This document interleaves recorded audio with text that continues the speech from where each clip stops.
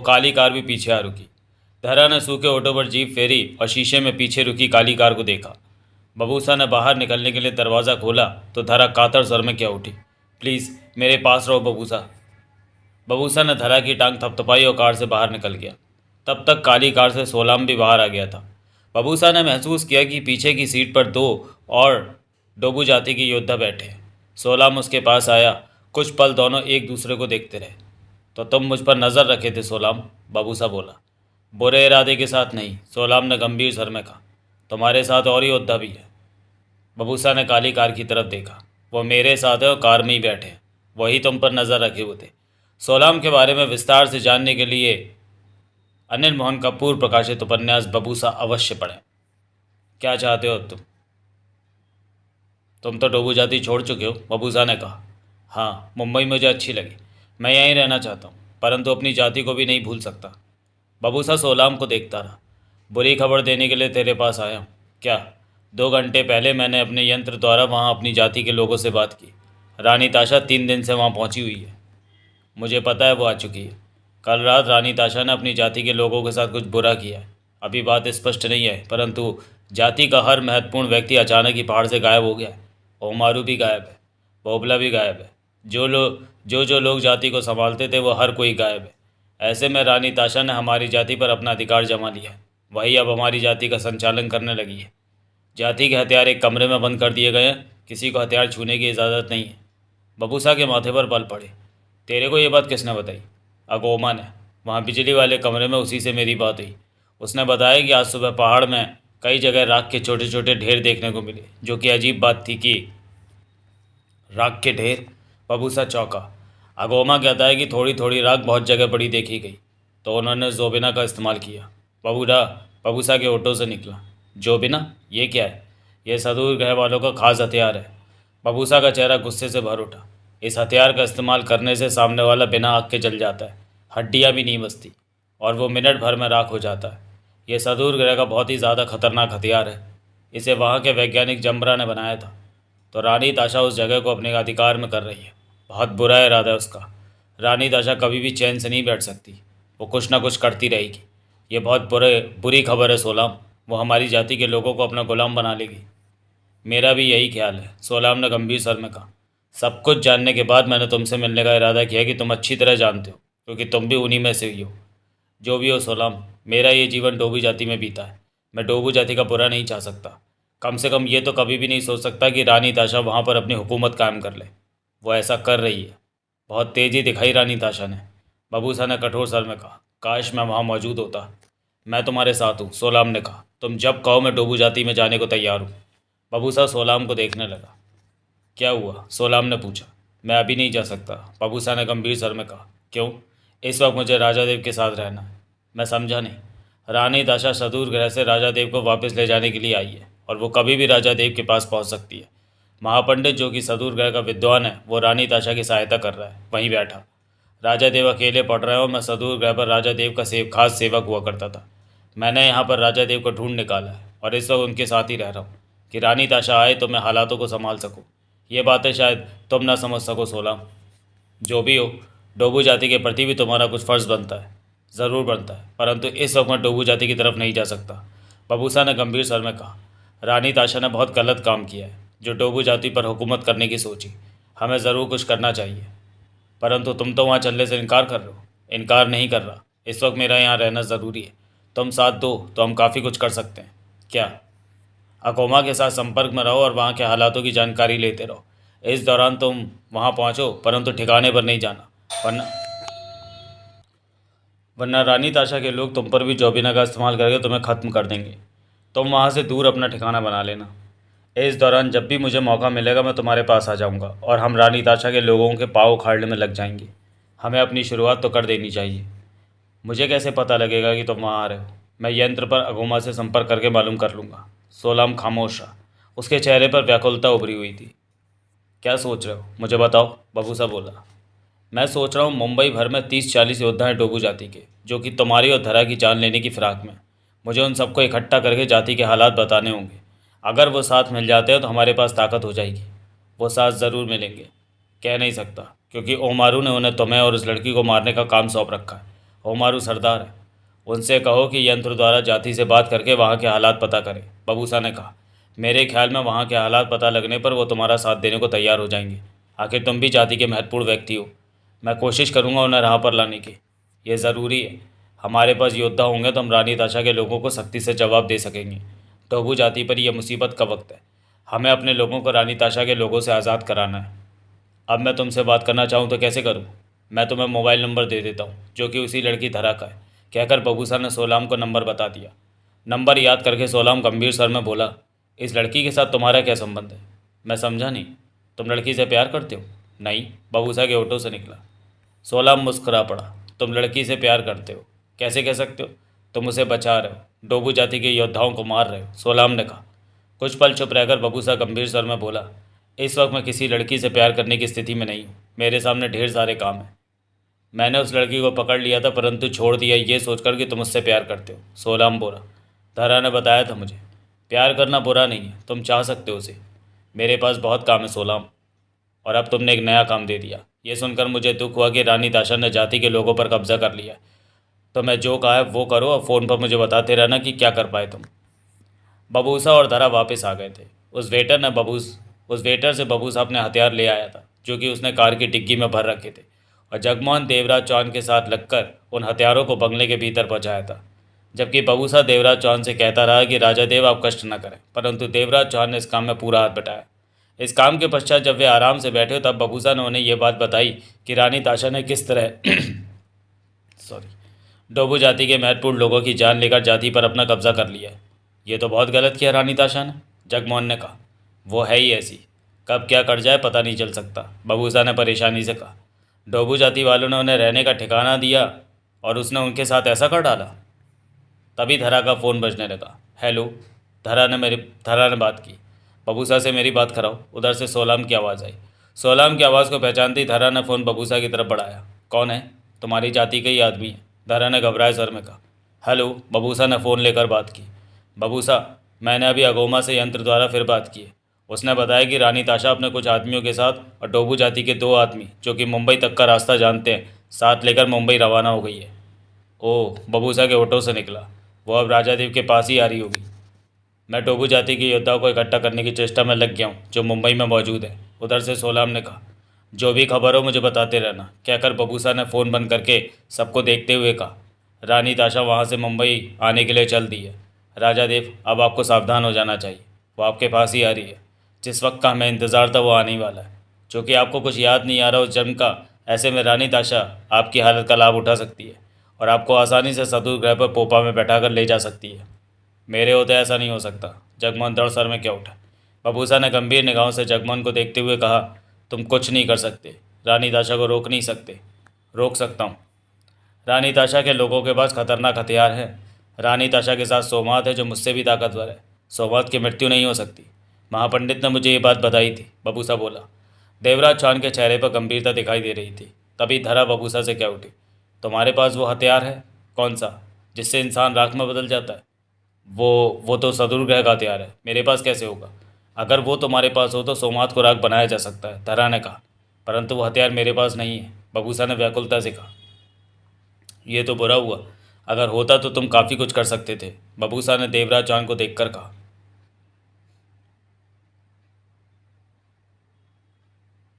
आप कुछ कहिए राजा देव। मेरे पास कहने को कुछ नहीं है, देवराज चौहान ने कहा। रानी ताशा आ रही है? मैं उसे नहीं जानता। वो आई तो उसे पहली बार देखूंगा कि मुझे बहुत चिंता हो रही है। आप रानी ताशा को नहीं जानते। उसने कभी आपके साथ बहुत बुरा किया था। फिर महापंडित ने इस बार रानी ताशा के चेहरे पर कुछ ऐसा असर डाल रखा है कि आप उसे देखकर उसके दीवाने हो सकते। बकवास, देवराज चौहान के होठों से निकला। मैं इस बात को नहीं मानता। तो क्या तब मानेंगे जब ऐसा कुछ हो जाएगा, बाबूसा ने पहलू बदल कर कहा। परंतु ये बात भी साथ में है कि रानी ताशा का चेहरा देख लेने के बाद ही आपको अपना वो जन्म याद आना शुरू होगा। उसका चेहरा देखने में आपको फ़ायदा भी है और नुकसान भी। मैं सोचता हूँ कि आपको किसी ऐसी जगह छुपा दूँ कि महापंडित की शक्तियाँ आपको ढूंढ ना सके। मैं कहीं भी छिपने वाला नहीं, देवराज चौहान ने सख्त स्वर में कहा। मैं यहीं रहूँगा। अगर रानी ताशा आ रही है तो बेशक आ जाए, तो मैं रानी ताशा से डरने की ज़रूरत नहीं है। बबूसा देवराज चौहान को चिंतित निगाहों से देखता रहा, फिर क्या उठा। मैं खामा कहीं घबरा रहा हूँ। मैं उनका मुकाबला करूँगा। मेरे पास ताकत है, हथियार है। सोमात मेरे से जीत नहीं सकता। महापंडित ने मुझे ताकतवर बनाया, मेरे हथियार मेरे पास हैं, मैं सब ठीक कर दूंगा। तीसरे दिन रानी ताशा मुंबई आ पहुंची। साथ में सोमारा थी, सोमात था और 3 अन्य लोग थे। 3 अन्य लोग होटल के साथ वाले कमरे में ठहरे। डोबू जाति के साथ आए दोनों लोगों को रानी ताशा ने वापस भेज दिया था। सोमारा, सोमात और रानी ताशा एक ही कमरे में रुके होटल में, जो कि अन्य कमरों से बड़ा था और उसमें 2 डबल बेड थे। उन्होंने जो कपड़े पहन रखे थे उन्हें डोबू जाति के लोग ही लाए थे। रास्ते में लड़कियों को बढ़िया बढ़िया कपड़े पहने देखकर रानी ताशा भी बढ़िया कपड़े पहनना चाहती थी। रानी ताशा और सोमारा बारी बारी नहाई, वही कपड़े पहन लिए। बबूसा कहाँ मिलेगा रानी ताशा? सोमारा ने व्याकुलता से पूछा। वो भी मिल जाएगा, ज़्यादा आतुरता न दिखा। इन कपड़ों में तू बबूसा से मिलेगी। रानी ताशा मुस्कुराई। सोमारा ने अपने कपड़े देखे, फिर रानी ताशा को देखा। जहाँ कपड़े मिलते हैं वहाँ जाएंगे, बढ़िया से बढ़िया ढेर सारे कपड़े लेंगे। रानी ताशा ने कहा, उन्हें पहनकर मैं और भी सुंदर लगूंगी। तब राजा देव के पास जाऊंगी और कपड़ों को वापस सदूर ग्रह पर भी ले जाऊंगी। आपको पता है राजा देव कहाँ है? तेरा भाई महापंडित बताएगा, वो किसी तरह मुझे खबर देगा। बबूसा राजा देव के साथ ही है ना? हाँ, परंतु बबूसा मेरे लिए मुश्किलें खड़ी कर सकता है।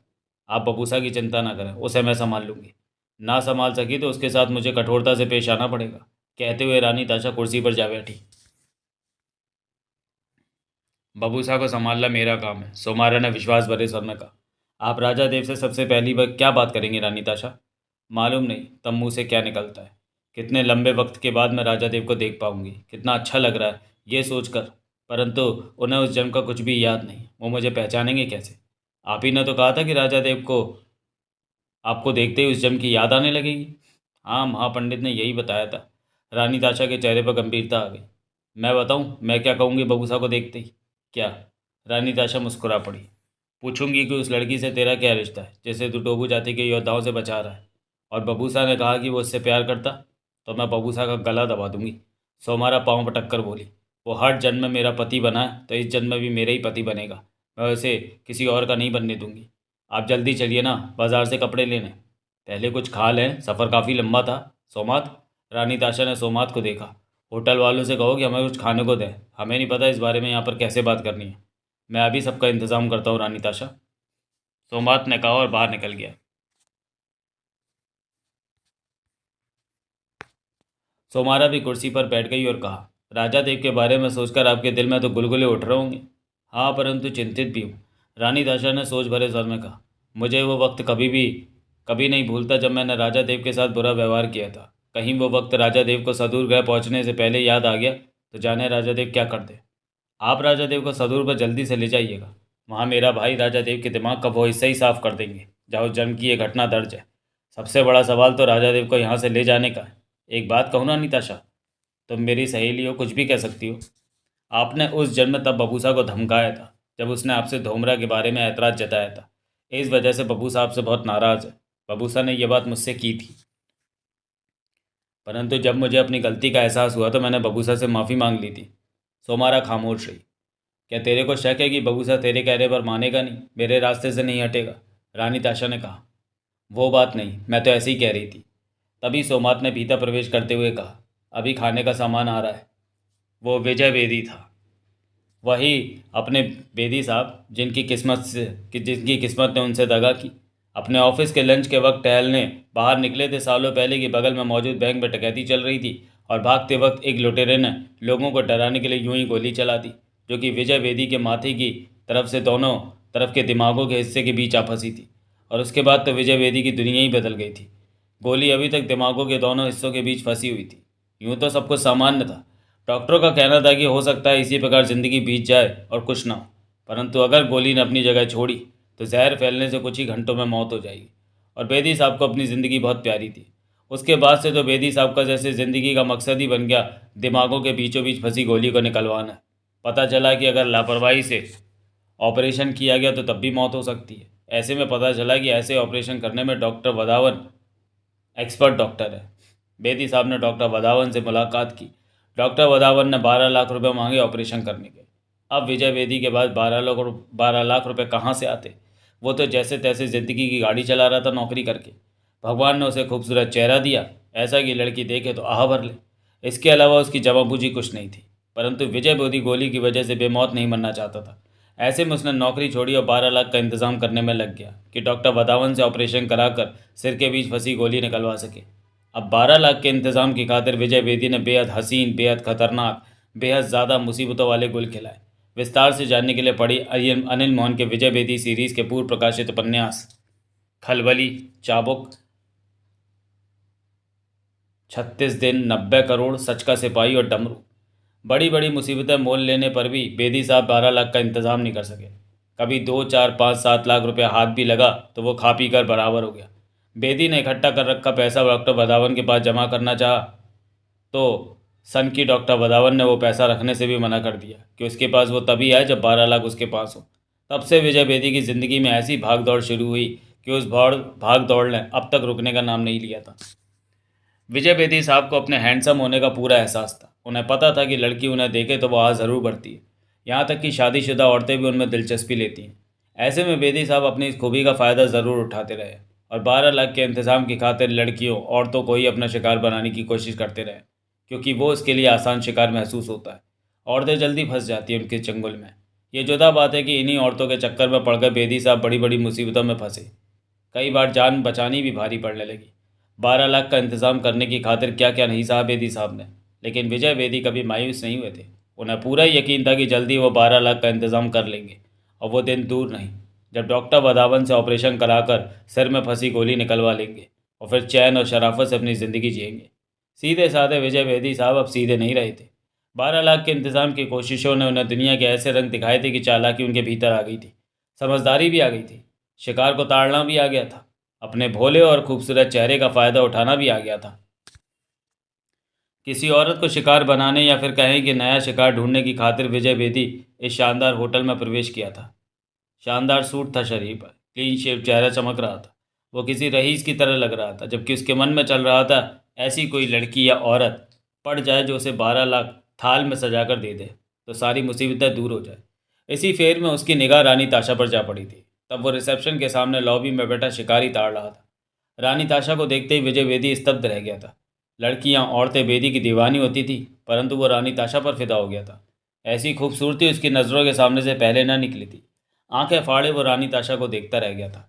तब रानी ताशा के साथ सोमारा और सोमात थे। वो अपने लिए कपड़े खरीदने जा रहे थे। सोमारा पर तो उसने एक नज़र भी नहीं डाली। अगर सोमारा अकेली होती तो तब विजय बेदी की निगाह उस पर अवश्य टिकती, परंतु अब तो सोमारा उसे रानी ताशा के सामने फीकी नजर आ रही थी। बाई गॉड, बेदी बड़बड़ा उठा, क्या माल है, पैसे वाली लगती है, 12 लाख इससे हासिल हो सकता है। विजय बेदी तुरंत उठा और रिसेप्शन पर पहुंचा। हेलो, बेदी मुस्कुराकर रिसेप्शन पर मौजूद युवती से बोला। उन मैडम को मैंने कहीं देखा है, क्या वो होटल में ठहरी हैं? जी हाँ। कौन से फ्लोर पर? विजय बेदी ने पुनः पूछा। Second floor, room number 218। Thank you madam, Bedi ने कहा और वहाँ से हटकर रानी ताशा के पीछे चल पड़ा, जो कि होटल के बाहर की तरफ जा रही थी। उसके बाद विजय बेदी ने रानी ताशा को अपनी निगाहों में ही रखा। वो जहाँ जहाँ कहीं कपड़े खरीदे सब देखता रहा। रानी ताशा के चेहरे पर से विजय बेदी की नज़र नहीं हट रही थी और यही सोच रहा था कि ये पैसे वाली है, कोई तरकीब लगाकर 12 लाख इससे लिए जा सकता है। जब कपड़े खरीद कर रानी ताशा, सोमारा और सोमात होटल वापस लौटे तो विजय बेदी तब भी पीछे था। रानी ताशा सुंदरता का अद्वितीय पहचान लग रही थी। उसने और सोमारा ने नए नए कपड़े खरीदे थे। उसके बाद पार्लर गई। सोमात पार्लर के बाहर खड़ा रहा। पार्लर ने भी उन्हें सजा दिया था। रानी ताशा इस वक्त जीन्स की पैंट और ढीली सी स्कीवी पहनी थी। उसके खुले बाल हवा में रह रहकर लहरा रहे थे। जब भी वो कदम उठाती तो बाल उसी अंदाज में झटका खाते। हल्के रंग की लिपस्टिक होठों पर लगा रखी थी। उसकी खूबसूरती को चार चांद लग गए थे। जैसे लोग रानी ताशा को मुड़ मुड़ कर देख रहे थे। यह महसूस करके रानी ताशा के चेहरे पर मोहक मुस्कान नाच उठती थी। सोमारा भी कम नहीं लग रही थी। उसने भी कई कपड़े खरीदे थे और वो भी इस वक्त जीन्स की पैंट और ऊपर ढीले से टॉप में थी। दोनों गजब ढा रही थी। उनके साथ सोमात उनके कपड़ों के लिफाफे उठाए हुए था। वे होटल पहुंचे। रानी ताशा ने जब कमरे में कदम रखा तो गंभीर दिखने लगी, जबकि सोमारा खुश थी। सोमात, रानी ताशा बेड पर बैठती क्या उठी। ये ग्रह हमारे ग्रह से सुंदर है। जी हाँ रानी ताशा, मैंने भी ये बात महसूस की। हमारे ग्रह पर ऐसा कुछ भी नहीं है जो यहाँ है। बड़े बड़े बाजार, बड़ी बड़ी दुकानें, लंबी लंबी सड़कें, उन पर दौड़ती गाड़ियाँ और सजे समरे लोग। सोमारा क्या उठी, मेरा तो यहाँ से जाने का मन ही नहीं है। ये ग्रह हमारे ग्रह से काफ़ी आगे है। यहाँ का राजा जाने ये सब कैसे संभालता होगा। रानी ताशा ने सोच भरे स्वर में कहा, हमारे ग्रह पर सब कुछ साधारण है। हम कहीं आने जाने के लिए घोड़ों का इस्तेमाल करते हैं, बग्घी पर जाते हैं, परंतु यहाँ तो सब कुछ तेजी से हो रहा है। सदूर और पृथ्वी में कितना फर्क है। तब राजा देव ने पोपा का निर्माण किया था। सोमारा क्या उठी। अगर राजा देव को वक्त मिला होता तो ग्रह के लिए वो और भी बहुत कुछ करते।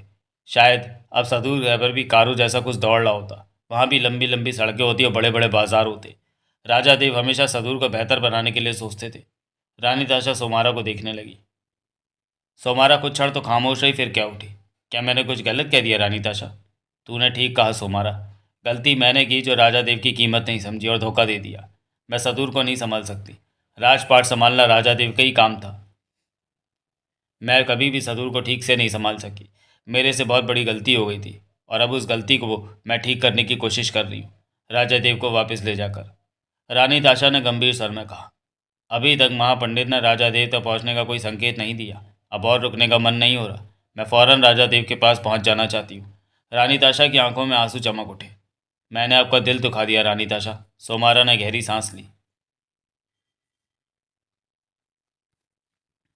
तूने कुछ भी गलत नहीं कहा। राजा देव होते सदूर पर तो सदूर बहुत तरक्की कर लेता, पृथ्वी की तरह। परंतु मैं पृथ्वी को अपना बनाने के बारे में सोचने लगी। डोबू जाति की तरह हम पृथ्वी पर भी अपनी हुकूमत कायम कर दें तो दिल को सुकून मिलेगा। ऐसा संभव है क्या? सोमारा के होठों से निकला। कुछ भी असंभव नहीं। पृथ्वी के राजा को हम क्यों नहीं जीत सकते सोमारा? परंतु इसके लिए हमें सदूर पर जाकर तैयारी करनी होगी, फिर यहाँ आना होगा।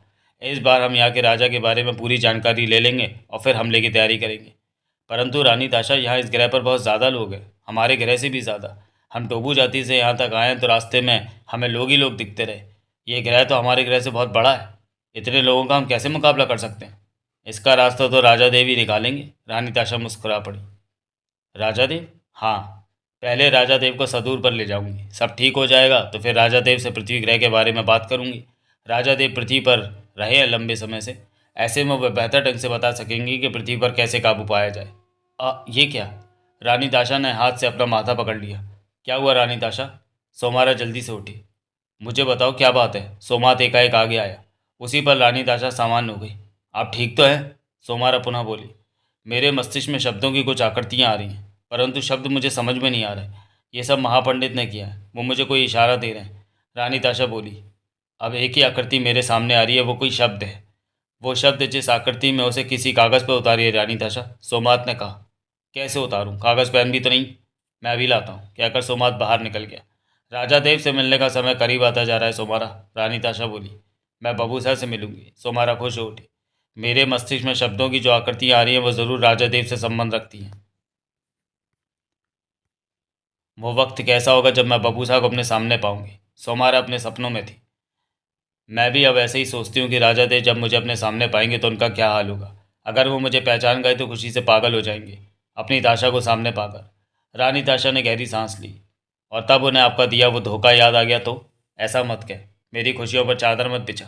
राजा देव को कुछ भी याद नहीं आएगा और मैं उन्हें सदूर ग्रह पर वापस ले जाऊंगी और महापंडित सब कुछ ठीक कर देगा। तभी सोमात भीतर आया, हाथ में कागज़ पेन था जो कि उसने रानी ताशा को दिया। रानी ताशा ने कागज़ पेन संभाल कर पलों के लिए आंखें बंद करके मस्तिष्क में उभरी शब्द की आकृति की तरफ ध्यान लगाया, फिर आंखें खोलकर उसे कागज़ पर उतारा। वो शब्द अब नौ लिखा था कागज़ पर। फौरन बाद ही रानी ताशा क्या उठी। अब आकृति बदल गई है। दूसरा कुछ नज़र आ रहा है, वो भी लिखो। सोमारा ने कहा। रानी ताशा ने लिखा। वो 8 का शब्द था। इस तरह रानी ताशा मस्तिष्क में आती शब्दों की आकृतियों को सिलसिलेवार लिखती रही और ये काम 10 अंकों पर आकर थम गया। अब रानी ताशा के मस्तिष्क में कुछ नहीं आ रहा था। रानी ताशा अपने द्वारा कागज़ पर लिखे गए शब्दों को देखने लगी। ये क्या है? सोमारा ने कहा। सोमारा ने पूछा। मैं नहीं जानती। रानी ताशा ने कागज़ से नज़र हटाई। ये इस पृथ्वी की कोई भाषा है सोमात। रानी ताशा के रानी ताशा ने सोमात की तरफ वो कागज़ बढ़ाया। यहाँ के लोगों से पता करो कि ये शब्द इस ग्रह पर क्या महत्व रखते हैं। सोमात वो कागज़ लेकर बाहर चला गया। 1 घंटे बाद सोमात वापस लौटा।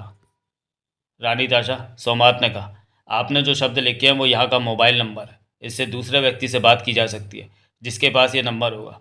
मैं किसी से फ़ोन भी लाया हूँ। सोमात ने हाथ में दबा फ़ोन आगे बढ़ाया। ये नंबर दबाकर आप इस बटन को दबाएंगी तो दूसरी तरफ से कोई व्यक्ति बोलेगा। रानी ताशा और सोमारा की नज़रें मिली। ये नंबर किस व्यक्ति का है सोमात? रानी ताशा ने पूछा। ये तो फ़ोन करने पर ही पता चलेगा। बबूसा का नंबर होगा ये। सोमात सोमारा एकाएक क्या उठी। रानी ताशा की आंखें सिकुड़ी कि एकाएक मुस्कुराकर बोली, समझी। अब समझिए, महापंडित ने मुझे राजा देव का नंबर दिया है ताकि मैं उनसे बात कर सकूं। मुझे फ़ोन दो सोमात, ये राजा देव का ही नंबर है। महापंडित ने मुझे राजा देव से बात करने का रास्ता दिखाया। रानी ताशा ने सोमात से फ़ोन लिया और वो कागज़ लिया जिस पर फ़ोन नंबर लिखा था। उन शब्दों को देख देख कर रानी ताशा नंबर मिलाने लगी। चेहरे पर गंभीरता आ गई थी। फिर अंत में सोमात के कहे मुताबिक कॉलिंग बटन दबाया और फ़ोन कान से लगा लिया। दूसरी तरफ बेल जाने लगी। बबूसा, धरा क्या उठी। सप्ताह हो गया परंतु रानी ताशा अभी तक नहीं आई। वो ज़रूर आएगी, बबूसा ने विश्वास भरे स्वर में कहा। रात के 8 बज रहे थे। बबूसा और धरा बैठे समोसे खा रहे थे। बबूसा के कहने पर जगमान उनके लिए समोसे लाया था और साथ में कॉफ़ी बना कर दी थी। देवराज चौहान और जगमान भी कॉफ़ी का प्याला लिए पास में बैठे थे कि अचानक ही धरा ने यह बात शुरू कर दी थी। परंतु अब तक तो उसे आ जाना चाहिए था, धरा ने पुनः कहा। रानी ताशा ज़रूर आएगी। वो राजा देव को वापस पाने के लिए हर तरह का जुगाड़ लगा रही होगी, बबूसा खाते खाते बोला। जगमोहन ने देवराज चौहान से कहा, इसकी सेवा करते करते मैं थक गया हूँ। मुझे इसकी बातों पर भरोसा हो चुका है। ये गलत बंदा नहीं है, देवराज चौहान ने कहा। शुक्रिया राजा देव जो आपने मेरे लिए ये शब्द कहे, बबूसा मुस्कुरा कर कह उठा। तुम चुप रहो, जगमोहन ने मुंह बनाया। अब मुझसे तुम्हारे काम नहीं होते। रानी ताशा के आने पर सबसे ज़्यादा मेरी ही ज़रूरत पड़ेगी, बबूसा ने मुस्कुरा कर कहा। तब तो उसी पल धरा का फ़ोन बजा। दूसरी तरफ सोलाम था और बबूसा ने उससे बात की। कुछ किया तुमने, बबूसा ने फ़ोन पर सोलाम से पूछा। हाँ, मैंने बहुत मेहनत लगाकर मुंबई में मौजूद डोबू जाति के सब योद्धा को इकट्ठा किया है। मैंने उन्हें बताया कि किस तरह रानी ताशा डोबू जाति में आई और सब महत्वपूर्ण लोगों की जान लेकर डोबू जाति पर अपनी हुकूमत कायम कर ली है। पहले तो वो मेरी बात माने ही नहीं। वो यही कहते रहे कि ओमारू ने उन्हें बबूसा और लड़की को मारने भेजा है। वो काम पूरा करके ही वापस जाएंगे। परंतु मैंने यंत्र पर उनकी बात अगोमा से कराई तो मामले की गंभीरता का उन्हें पता चला। तब जाकर वो मेरी बात माने और मेरा साथ देने को तैयार हो गए। ये तो खुशी की बात है, बबूसा बोला। वो कितने लोग हैं? 24। काफ़ी है, इससे हमारी ताकत काफ़ी बढ़ जाएगी, बबूसा सोच भरे स्वर में बोला। मैं इन सबको लेकर अपने ठिकाने की तरफ जा रहा हूँ। सीधे रानी ताशा के आदमियों के पास मत चले जाना। हम दूर रहेंगे और इस बात की योजना बनाएंगे कि कैसे उनकी तरफ बढ़ा जाए। पहले हम वहाँ के हालात देखेंगे। इन योद्धाओं के पास हथियार तो होंगे, बबूसा ने पूछा। हथियार हैं, परंतु इतने भी ज़्यादा नहीं है कि उन लोगों के साथ लड़ाई छड़ी जाए। मैं यंत्र द्वारा अगुमा से बात करूंगा कि क्या वो वहाँ से हथियार निकालकर तुम लोगों तक पहुँचा सकता है। तुमने तो कहा था कि वहाँ हथियार एक कमरे में बंद है। ये बात अगोमा ने ही मुझे बताई थी। अगर अगोमा हथियार लाकर नहीं दे सका तो तुम लोगों को नए हथियार बनाने पड़ेंगे। डोबू जाति के ठिकाने से मुनासिब दूरी पर अपना ठिकाना बना लेना, वहीं पर रहकर हथियार तैयार करो।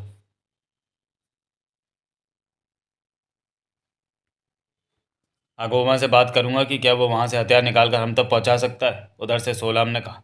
तुम बात कर लेना। तुम कब आओगे हमारे पास? यहाँ से फुर्सत पाती तुम्हारे पास पहुँच जाऊँगा। डोबू जाति पर हम रानी ताशा की हुकूमत नहीं चलने देंगे। हम उन्हें वहाँ से भगा देंगे। अगोमा से पता करना कि वहाँ पर रानी ताशा के कितने लोग मौजूद हैं। बबूसा और सोलाम की बातचीत खत्म हो गई। धरा ने फ़ोन वापस ले लिया। रानी ताशा बम से ज़्यादा दूर नहीं है, बबूसा ने गंभीर निगाहों से सब पर नज़र मारी। वो कई दिन से डोबू जाति के ठिकाने से निकली हुई है। अब तक तुम मुंबई पहुंच। उसी पल देवराज चौहान के फ़ोन की बेल बजने लगी। हेलो, देवराज चौहान ने फ़ोन पर बात की। ये तो राजा देव की आवाज़ है। दूसरी तरफ से रानी ताशा का कंपन भरा स्वर देवराज चौहान के कानों में पड़ा। कौन बोल रहा है? देवराज चौहान के माथे पर बल पड़े। जगमोहन की निगाह देवराज चौहान पर थी। राजा देव, मैं रानी ताशा, आपकी ताशा। रानी ताशा का कंपन भरा सर खुशी में डूबा था। मैंने आपकी आवाज़ पहचान ली है। मैं आपकी दासी ताशा, जिसे आप दिल जान से चाहते हैं। आपने आपने पहचाना मुझे? देवराज चौहान ठगा सा फ़ोन कान से लगाए बैठा रहा। रानी ताशा के सुबकने का स्वर देवराज चौहान के कानों में पड़ता रहा। कितनी देर बाद मैंने आपकी आवाज़ सुनी है देव। मेरे कान तरस गए थे आपकी आवाज़ सुनने को। आपके बिना मैं पागल हो गई थी राजा देव। जब जब भी महापंडित ने मेरा जन्म कराया मैं आपकी तलाश में ही रही, आपको ही ढूंढती रह गई। महापंडित ने मुझे बताया था कि आप जिंदा हैं, तो मैंने आपको वापस लाने का फैसला कर लिया। अब आपको लेने के लिए ही सुदूर ग्रह से पृथ्वी ग्रह पर आई हूँ। मेरे देव, अपनी ताशा को भूल तो नहीं गए? मैं ताशा, देवराज चौहान के होठों से निकला। बबूसा चौंक देवराज चौहान को देखने लगा। जगमोहन की आंखें सिकुड़ी। धरा ने समोसा खाना छोड़ दिया। देव, मेरे देव। उधर से ताशा का थरथराता सर देवराज चौहान के कानों में पड़ा। आप कहाँ हैं देव? ताशा, मैंने तुम्हें पहचाना नहीं, देवराज चौहान के होठों से निकल गया। ये क्या कह रहे हो देव? अपनी ताशा को नहीं पहचाना? आप मुझे कितना प्यार करते थे, मेरे बिना एक पल भी नहीं रहते थे। आपकी जान तो मेरे में बसी थी देव, फिर आप मुझे कैसे भूल सकते हैं? मैंने पहचान लिया, देवराज चौहान कह उठा। तुम ताशा? ओह, नहीं पहचाना? मैं नहीं जानता तुम कौन हो। मैं ताशा हूँ, आपकी पत्नी, आपकी रानी। आप सदूर ग्रह के राजा थे। आप मेरे सब कुछ थे। आप मुझे सदूर ग्रह की सबसे खूबसूरत लड़की मानते थे। मेरे प्रेमी थे और मैं आपकी थी राजा देव, आपकी ताशा। अभी अभी आपने कहा था कि आप मुझे पहचान गए। कहा था ना, आप सच में मुझे पहचान गए। याद आया कि सदूर ग्रह पर हम। हाँ हाँ, ताशा हो तुम। ताशा, पर कौन ताशा? देवराज चौहान परेशानी भरे सर में क्या उठा। मुझे कुछ भी समझ में नहीं आ रहा। तुम्हारी आवाज़ मेरे दिमाग में हलचल पैदा कर रही है। मैं ठीक से सोच नहीं पा रहा। सोचो देव, मेरे बारे में सोचो। मैं याद आ जाऊंगी। ताशा हूँ मैं, आपकी सबसे प्यारी। उधर से रानी ताशा सिसक उठी। अब कितनी कठिनाइयों से मैंने आपको तलाशा है और आप मुझे भूल गए। ताशा, देवराज चौहान बुदबुदाया। आपकी ताशा देव, आप तो मेरे दीवाने हुआ करते थे। इतने दीवाने कि मैं आपसे तंग आ जाया करती थी और खुद को कमरे में बंद कर लिया करती थी। मुझे वही देव चाहिए। बोलो देव, मुझे वही प्यार दोगे ना जब हम। हाँ हाँ, वही प्यार दूंगा। देवराज चौहान व्याकुलता से कह उठा। पर तुम कौन हो? मैं तुम्हें पहचान क्यों नहीं रहा? तुम्हारी आवाज़ मेरे दिमाग में खलबली क्यों पैदा कर रही है? मैं अचानक परेशान क्यों हो गया हूँ? मेरे देव, मुझसे मिलो। मुझे अपनी बाहों में ले लो। मैं तुम्हारी चौड़ी छाती पर सिर रखकर सोना चाहती हूँ। याद है जब मैं तुम्हारी छाती पर सिर रखकर सो जाया करती थी तो तुम घंटों नहीं हिलते थे कि कहीं मेरी नींद खराब ना हो जाए। तुम्हारे प्यार का दीवानापन मैं कभी नहीं भूल सकी। अब मुझे प्यार का महत्व समझ में आया तो तुम अपनी ताशा को भूल गए देव। ताशा, देवराज चौहान सोचों में गुम क्या उठा। तुम्हारी आवाज़ आवाज़ मुझे पहचानी पहचानी से लगती है। ओह, आप मेरी आवाज़ को पहचान रहे हैं तो मुझे भी पहचान लेंगे। आपकी ताशा आपके पास ही है, आपके बेहद करीब। आपको मेरे जिस्म की महक बहुत अच्छी लगती थी। याद है देव, आप मुझे तंग किया करते थे, छेड़ा करते थे, फिर मुझे बाहों में भर लेते थे और कसकर दबा लेते थे। ओह, कितना अच्छा था वो वक्त। वो वक्त फिर वापस आ जाएगा देव, सब ठीक हो जाएगा। हम अब कभी भी जुदा नहीं होंगे। तब मैं आपके प्यार को ठीक से नहीं समझ सकी और भूल कर बैठी, लेकिन अब मुझसे कोई भूल नहीं होगी। हम बहुत खुश रहेंगे देव। सदूर ग्रह को आपकी ज़रूरत है। वो राजा देव की वापसी चाहते हैं। आप मेरे साथ वापस अपने सदूर पर। ताशा, देवराज चौहान का सर कांप उठा। देव, मेरे देव, मुझे बताओ आप कहाँ पर हैं? मैं आपके पास आती हूँ। हाँ हाँ, देवराज चौहान व्याकुलता से बोला। मैं तुम्हें अपना पता बताता हूँ तुम। तभी बबूसा ने बाज की तरह झपट्टा मारा और देवराज चौहान का फ़ोन ले लिया। इसे बंद कर लो। बबूसा ने फ़ोन धरा को दिया। धरा ने फ़ोन बंद कर दिया। देवराज चौहान बबूसा को देखने लगा। उसके चेहरे पर परेशानी थी। जगमोहन चुपचाप बैठा दोनों को देखने लगा। ये आप क्या कर रहे हैं राजा देव? रानी ताशा को अपना पता बता रहे हैं? बबूसा क्या उठा। तुमने मेरा फ़ोन क्यों छीना? देवराज चौहान ने नाराज़गी से कहा। जगमोहन की निगाह देवराज चौहान पर जा टिकी। देवराज चौहान व्याकुल था। दरा भी देवराज चौहान को देखने लगी थी। आप रानी ताशा से बात कर रहे थे ना? बबूसा बोला। ताशा? देवराज चौहान क्या उठा।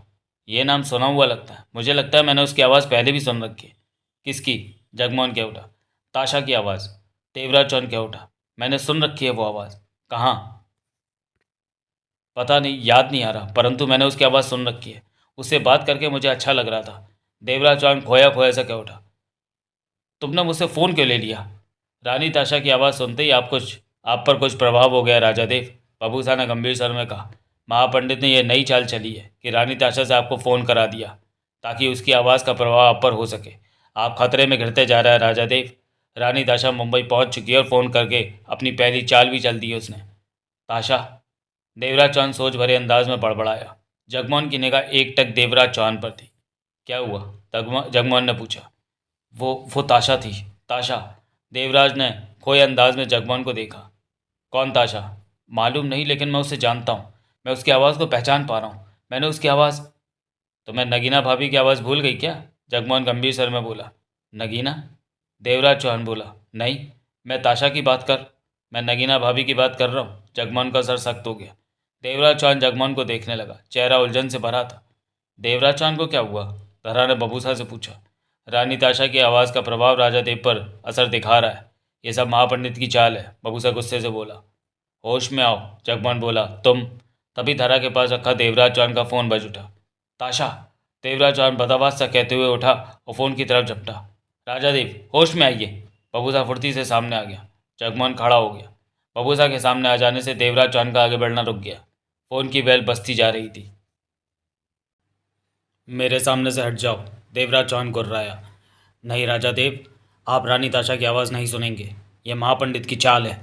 रानी ताशा की आवाज़ आपके होश छीन रही है।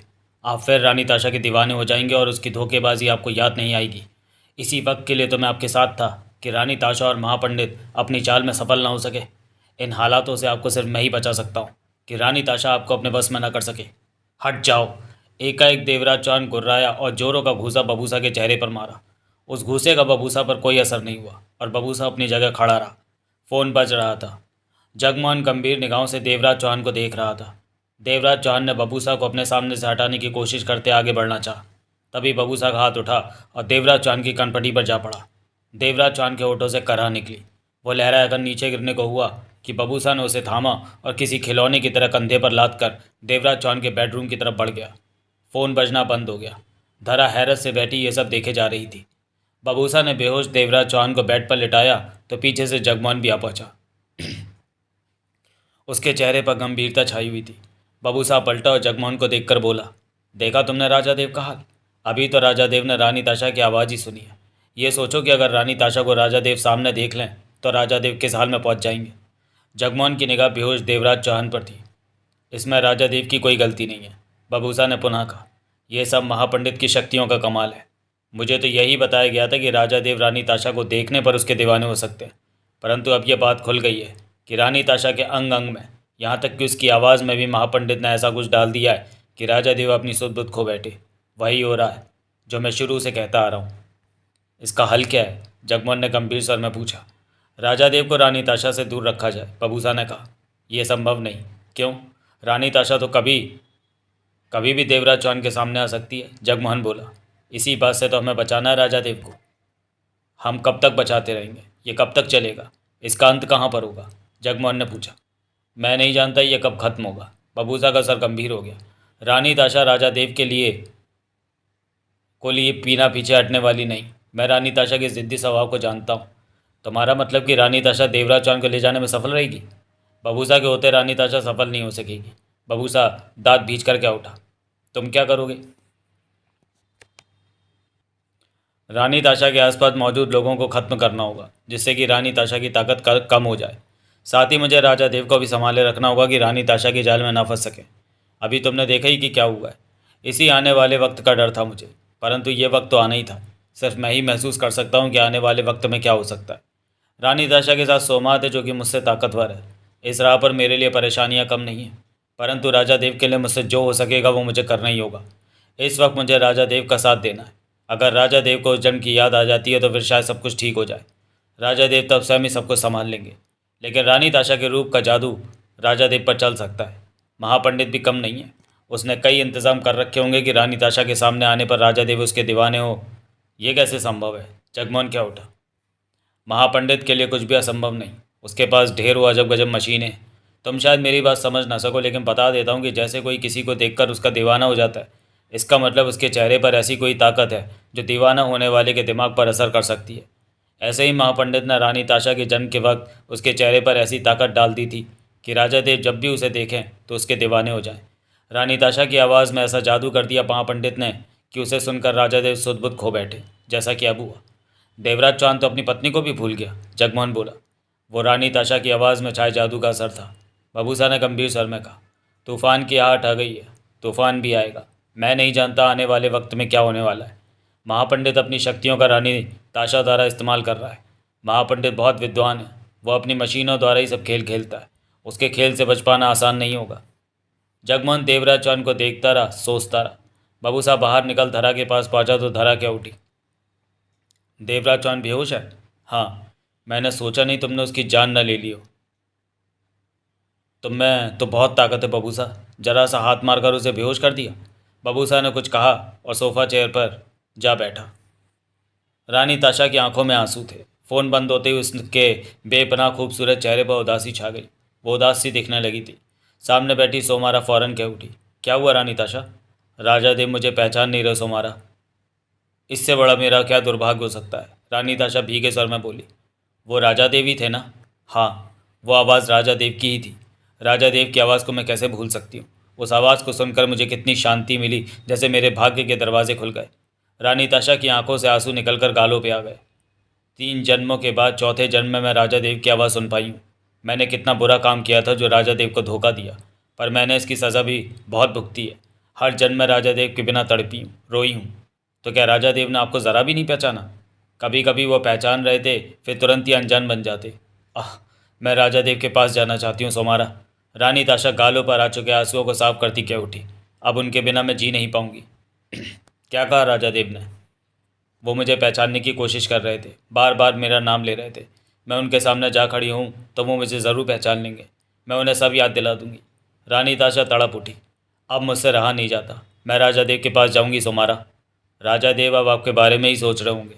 पता नहीं वहाँ क्या हुआ है। मैं समझी नहीं रानी ताशा। वो मुझे अपना पता बताने वाले थे, तभी फ़ोन बंद हो गया। मैंने दोबारा फ़ोन किया परंतु उन्होंने बात नहीं की। ऐसा क्यों किया राजा देव ने? शायद बबूसा ने कोई अड़चन डाली हो। रानी ताशा भीगे स्वर में कह उठी। बबूसा ने ऐसी किसी कोशिश के लिए ही राजा बबूसा ऐसी किसी कोशिश के लिए ही राजा देव के पास है। वो ज़रूर रुकावटें डालेगा मेरे और राजा देव के मिलन के दरमियान। बबूसा को ऐसा नहीं करना चाहिए। राजा देव को खोने के बाद मैंने कितनी सज़ा भुगत ली। अब बबूसा मेरी सज़ा का वक्त और क्यों बढ़ाना चाहता है? बबूसा की अब चिंता न करें रानी ताशा, उसे मैं रास्ते पर ले आऊँगी। सोमारा पर भरोसा रखिए। अब तक खामोश खड़ा सोमात क्या उठा। मुझे कहें रानी ताशा, मैं बबूसा की गर्दन तोड़कर राजा देव को आपके पास ले। खबरदार जो बबूसा के बारे में कुछ गलत कहा। सोमारा गुस्से से भड़क उठी। आप हुक्म दीजिए रानी ताशा, सोमात ने पुनः रानी ताशा से कहा। बबूसा भटक चुका है सोमात, उसे समझाने की ज़रूरत है। यूँ भी उसकी मौत को राजा देव कभी पसंद नहीं करेंगे। मैं बबूसा से बात करूँगी, उसे समझाकर रास्ते पर लाऊंगी। सोमारा उसे रास्ते पर ले आएगी, उसे कुछ नहीं कहना। रानी ताशा बोली। तो राजा देव को तलाश करके यहाँ ले आऊँ? सोमात ने कहा। उसका पता ही कहाँ है जो? मैं बाहर जाकर लोगों से राजा देव के बारे में पूछूंगा, उनका पता मिल। राजा देव तो वो हमारे हैं, इस पृथ्वी और तो किसी और नाम से पुकारे जाते होंगे। वैसे भी पृथ्वी ग्रह पर इस तरह किसी को नहीं ढूंढा जा सकता, यहाँ बहुत ज़्यादा लोग रहते हैं। महापंडित अवश्य राजा देव का पता बता सकता है। भैया ने आपको राजा देव का फ़ोन नंबर क्यों दिया? सोमारा ने पूछा। कह नहीं सकती कि महापंडित के मन में क्या है, तो भैया से पूछ लीजिए। यहाँ पर मेरे पास वही यंत्र है जिससे मैं पोपा में किलोरा से बात कर सकती हूँ। महापंडित से मैं सीधे बात नहीं कर सकती। किलोरा से ही कहना होगा कि वो मेरे सवाल महापंडित से पूछे। रानी ताशा ने कहा। भैया से आप राजा देव का पता लीजिए, हम वहाँ चलते हैं। मैं बबूसा से भी मुलाकात कर लूँगी। आप राजा देव के पास बैठकर उसका हाथ अपने हाथों में लेकर आराम से अपनी बात उन्हें समझा सकती हैं। सोमारा, रानी ताशा के होठों से सिसकारी निकली। क्या हुआ? वो वक्त कितना अच्छा होगा जब मैं राजा देव का हाथ अपने हाथ में लूँगी। रानी ताशा खुशी से कह उठी। मैं तो कहती हूँ वो वक्त जल्दी से आए। राजा देव से प्यार किए कितने जन्म बीत गए, अब तो सब कुछ सपना सा लगता है। आपने अभी राजा देव की आवाज़ सुनी ना? हाँ, महापंडित ने चाहा तो जल्दी आप राजा देव से मिलेंगी भी। सोमारा ने मुस्कुरा कर कहा। और मैं बबूसा से। मैं उस वक्त को तरस रही हूँ। तू बता अब राजा देव क्या सोच रहे होंगे आपके बारे में कि रानी ताशा कौन है, उसकी आवाज़ कितनी मधुर है और वो देखने में कितनी हसीन होगी। ओ सोमारा। रानी ताशा ने आंखें बंद कर ली। तभी वहाँ महापंडित का स्वर गूंजा। मैं हाजिर हूँ रानी ताशा। भैया, सोमारा के होठों से निकला। रानी ताशा ने तुरंत आगे खोली और आसपास देखा। तुम कहाँ हो महापंडित? मेरी परछाई है सामने वाली दीवार पर। रानी ताशा, सोमारा और सोमात की निगाह सामने की दीवार की तरफ उठी। वहाँ मात्र 6 इंच की छोटी सी काले रंग की परछाई को हिलते पाया। तुम इतने छोटे क्यों होगा भैया? सोमारा ने पूछा। आप मेरे से कुछ पूछना चाहती हैं रानी ताशा? महापंडित की आवाज़ आई। तुमने मुझे राजा देव का फ़ोन नंबर क्यों दिया? तुम तो राजा देव का पता देने वाले थे। बेशक रानी ताशा, परंतु मेरी मशीनों ने मुझे एहसास दिलाया कि आपका सीधे सीधे राजा देव के पास चले जाना ठीक नहीं होगा। ऐसे में मैंने आपकी आवाज़ में ऐसी शक्ति दे दी कि जिसे महसूस करके राजा देव को उस जन्म को महसूस कर सके। सच में राजा देव को याद आएगा कि ताशा उनकी पत्नी थी और वो मुझे कितना चाहते थे? कह नहीं सकता कि क्या याद आएगा, परंतु कुछ बातें तो याद आएंगी। ये बेहतर होगा कि राजा देव जब आपके सामने आएंगे तो आप उनके लिए पराई नहीं होंगी। कुछ जानकारी तो होगी आपकी उन्हें। उन्हें मेरी याद आएगी कि मैं कुछ भी हो सकता है रानी ताशा, परंतु आपको कुछ वक्त धैर्य से निकालना होगा। तुम मुझे राजा देव का पता क्यों नहीं दे देते? मैं सीधे उनके पास पहुंच जाऊं। मैं उन्हें देखना चाहती। जल्दी मत कीजिए रानी ताशा, अभी राह में बहुत परेशानी है। आने वाला वक्त आसान नहीं होगा। मुझे राजा देव मिल जाएंगे ना? सदूर ग्रह और पृथ्वी ग्रह में दूरी ज़्यादा है, इस वजह से मैं ज़्यादा बातें स्पष्ट नहीं जान पा रहा हूँ। मेरी मशीनें बताते बताते एक खास जगह पर आकर रुक जाती हैं। कई सवालों का जवाब तो अभी मेरे पास भी नहीं है। आपको सब्र से काम लेना होगा, सही वक्त का इंतज़ार करना होगा, परंतु वो इंतज़ार ज़्यादा लंबा भी नहीं रहेगा। आप जल्दी ही राजा देव से मुलाकात करेंगे। मैं आप ही के काम में लगा हूँ और इसके अलावा मुझे और कोई काम नहीं है। अब राजा देव के बिना रह पाना कठिन हो रहा है। रानी ताशा ने आंसू साफ किए। मैं जल्दी ही राजा देव से आपकी मुलाकात करवाऊंगा। महापंडित की आवाज़ आई। बबूसा अड़चन डाल सकता है, रानी ताशा ने कहा। मुझे मशीनों ने बताया कि आपके और राजा देव की बातचीत में बबूसा ने ही समस्या खड़ी की, परंतु बबूसा की अक्ल सीधी करने के लिए सोमात आपके साथ है। मिलने पर बबूसा को समझाइए, नहीं माने तो सोमात को बबूसा के सामने कर देना। सोमारा, हाँ भैया। बबूसा का ख्याल मन से निकाल दो, मैं उससे बेहतर युवक तुम्हारे लिए। आप जानते ही हैं भैया कि मेरा क्या जवाब होगा, सोमारा बोली। बबूसा ही मुझे हर जन्म में अच्छा लगता है, परंतु इस बार उसकी परवरिश पृथ्वी ग्रह पर हुई है, उसमें कई बदलाव है इस जन्म में। मुझे वो स्वीकार है, बेशक वो कैसा भी हो। वो तेरे को मुसीबतों में डाल देगा, मुझे बस उनके उसके साथ ही रहना है, उसके साथ रहकर मैं खुश रहूँगी। नादान, तू बहुत बड़ी मुसीबत में पड़ने जा रही है। मशीनों ने मुझे तेरे बारे में सतर्क किया है। आपकी मशीनों ने बताया कि मैं बबूसा से मिलूँगी। बताया। सोमारा का चेहरा खिल उठा। बस भैया, आपने मुझे खुशी दे दी। मैं बबूसा के पास रहकर खुश हूँ। जब तू मुसीबत में पड़ी तो मैं तेरी सहायता नहीं कर पाऊँगा। महापंडित का नाराज स्वर सुनाई दिया। मुझे आपकी सहायता की ज़रूरत नहीं पड़ेगी। बबूसा इस बार बहुत ताकतवर है, मुझसे ज़ुबान लड़ाना बहुत महंगा पड़ेगा सोमारा। बबूसा इस वक्त मुसीबतों का टोकरा सिर पर रखे हुए, मैं उसे पसंद करती हूँ, सोमारा ने शांत स्वर में कहा। कुछ पल ठहरकर महापंडित की आवाज़ आई। तू कैसा है सोमात?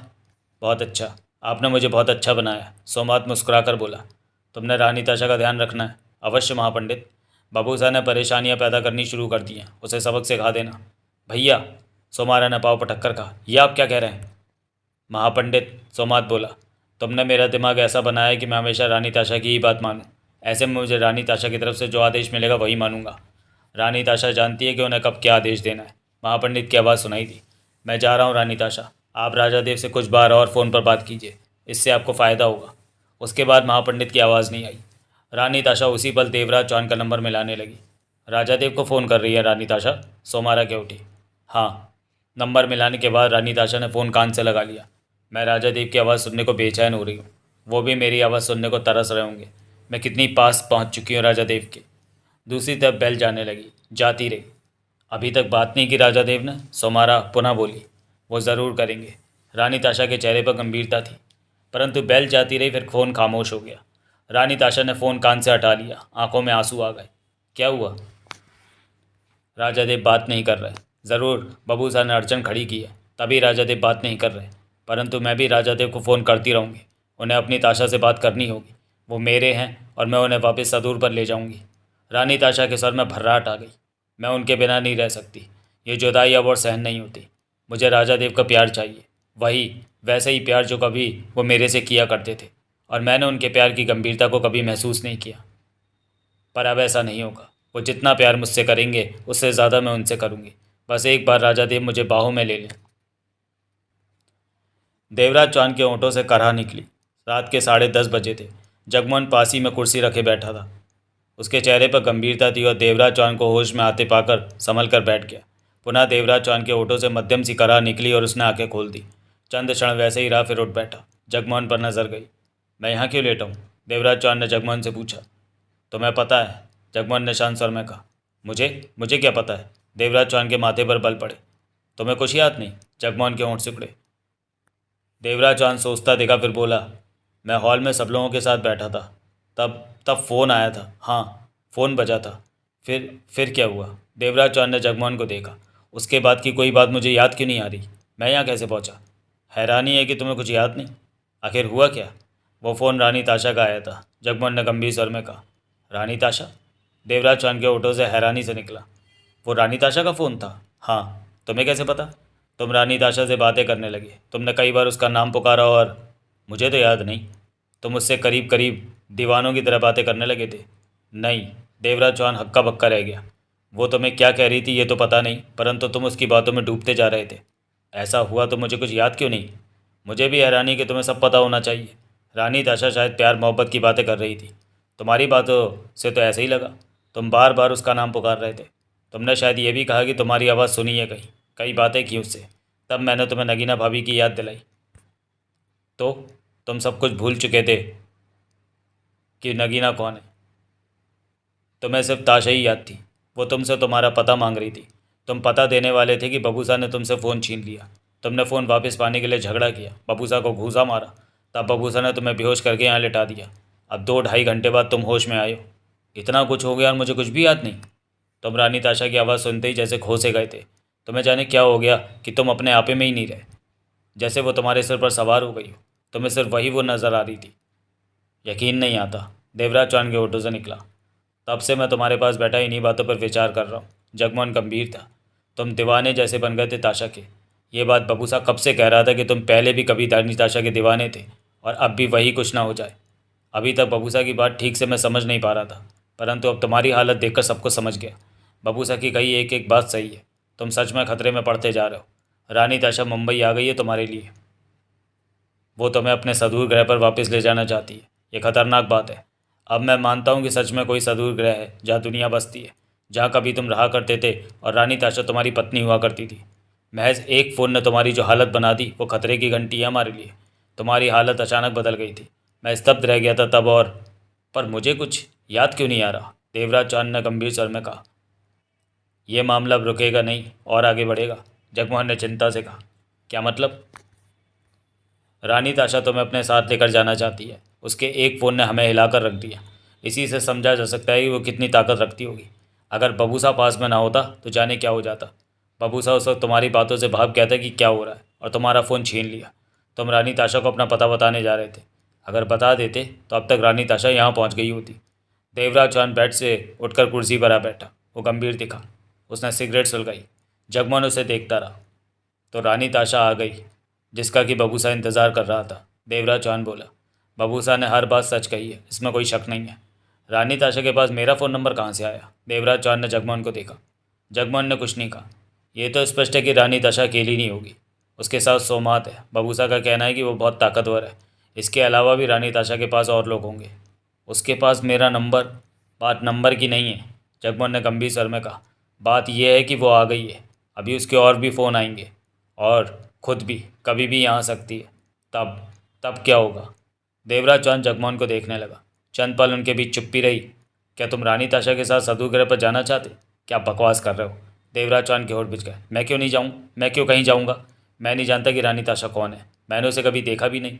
अगर मुझे इन बातों का पता भी चल जाए तो भी मैं कहीं नहीं जाऊँगा। उस जन्म की बातें तभी खत्म हो गई थी। अब मैं बात का जन्म जी रहा हूँ। यहाँ मेरे अपने लोग हैं, मेरी पत्नी है, तुम हो। मैं सोच भी नहीं सकता यहाँ से किसी और ग्रह पर जाने की। मेरी दुनिया यहाँ है। तो फिर तुम फ़ोन पर रानी ताशा से बातें करते प्यार में गुम क्यों हो गए थे? मैं मुझे कुछ याद नहीं, देवराज चौहान के होठों से निकला। एक बात भी याद नहीं? नहीं, ज़रा भी नहीं। रानी ताशा की आवाज़ तो याद होगी। देवराज चौहान ने इनकार में सिर हिला दिया। जगमोहन गंभीरता से देवराज चौहान को देखने लगा। मुझे तो यकीन नहीं आ रहा कि मैं रानी ताशा से बात करते उसका दीवाना हो गया था। ये कैसे संभव है? ऐसा हुआ था। मैं तुम्हें गलत नहीं कह रहा, देवराज चौहान गंभीर स्वर में बोला। लेकिन ये बातें मैं कैसे भूल गया? मैं तुमसे कुछ कहना चाहता हूँ। तुम इस तरह क्यों बातें कर रहे हो जगमोहन? जो कहना चाहते हो कहो। देवराज चौहान ने उसे देखा। यह मामला नगीना भाभी से वास्ता रखने लगा है, क्योंकि दूसरी औरत तुम्हें अपना पति कहती है और वो तुम्हें अपने साथ ले जाने की चेष्टा में है। मेरा फ़र्ज़ बनता है कि मैं नगीना भाभी को इन सारे हालातों की जानकारी दूँ। ये ठीक नहीं होगा। क्यों? नगीना चिंता करेगी। वो रानी ताशा को लेकर परेशान होगी कि वो नगीना भाभी समझदार है, उन्हें मामला समझते देर नहीं लगेगी। ऐसे वक्त में मैं भाभी के पास होना ठीक समझता हूँ। भाभी हमारे काम ही आएगी। वो हम लोगों से किसी तरह कम नहीं है, जगमोहन ने गंभीर स्वर में कहा। नगीना को इस मामले से दूर ही रखा जाए तो ठीक। मैं भाभी को फ़ोन नहीं करूँगा।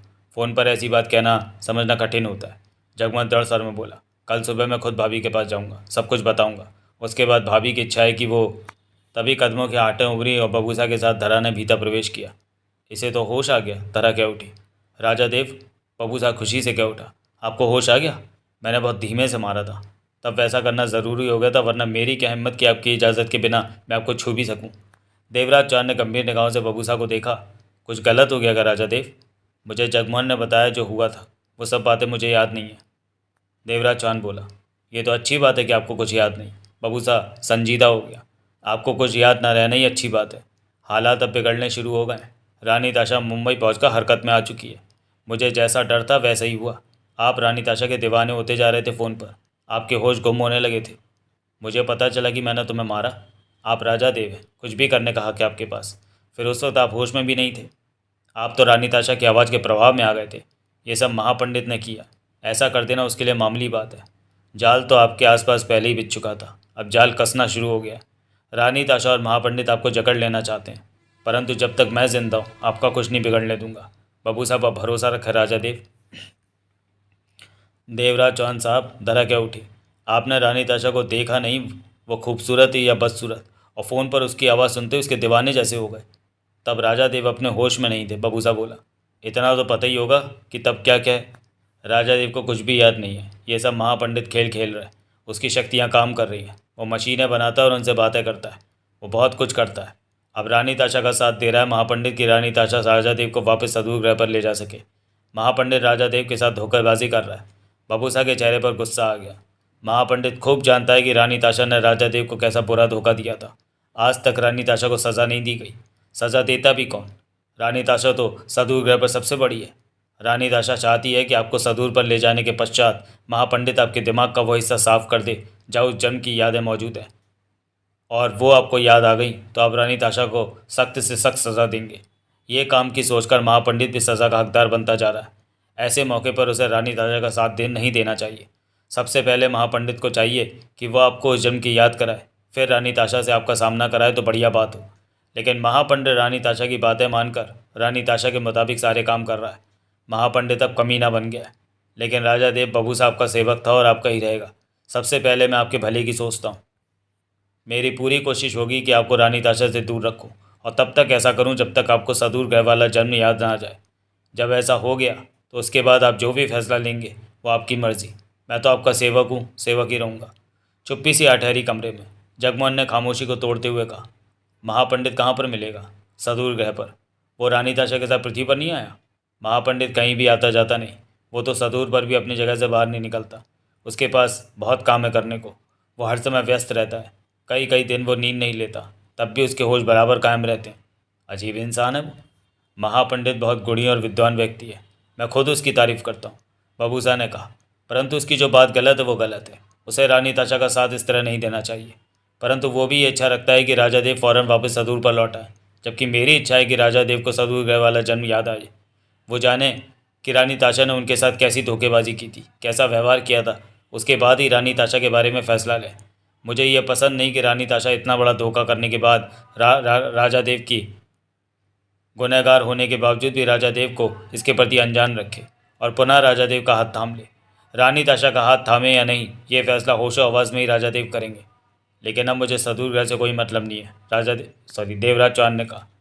बेशक आपको मतलब ना हो, बबूसा ने गंभीर स्वर में कहा, परंतु मुझे आपसे तो मतलब है। रानी ताशा को तो सदूर ग्रह से मतलब है। रानी ताशा की जान तो आप में बसी है, परंतु अपना गुनाह याद करने को वो तैयार नहीं है। ये मामला आप ही का नहीं है राजा देव, हम सबका है। इसका हल निकालना भी ज़रूरी है। मैं नहीं जानता कि आने वाले वक्त में क्या होगा, परंतु रानी ताशा आपको सदूर ग्रह पर ले जाने के लिए कोई कसर नहीं छोड़ेगी। अगर मुझे सब याद आ जाता है तो, देवराज चौहान बोला, फिर तो सारा मामला ही सुलझ जाएगा। बबूसा बरबस ही मुस्कुरा पड़ा। रानी ताशा में इतनी हिम्मत कहाँ जो राजा देव के सामने सिर उठा सके। महापंडित आपकी एक आवाज़ में सीधा हो जाएगा, परंतु आपको सदूर ग्रह का वो जन्म, वो सब कुछ याद आना चाहिए। रानी ताशा का धोखा पता चलना चाहिए, तभी तो आप कुछ करेंगे। अब रानी ताशा क्या करेगी? धारा ने पूछा। पता नहीं क्या करेगी, परंतु वो अपनी कोशिश फिर करेगी। जब तक वो कामयाब नहीं हो जाती तब तक वो अपना ये सिलसिला चलाती रहेगी। रानी ताशा कदम उठाकर पीछे हटने वाली नहीं। वो राजा देव को सदूर ग्रह पर ले जाकर ही मानेगी। परंतु जब तक बबूसा जिंदा है, रानी ताशा के लिए ये काम आसान नहीं रहेगा। बबूसा गुर्रा उठा था। अगले दिन सुबह 10 बजे जगमोहन नगीना के बंगले पर पहुंचा।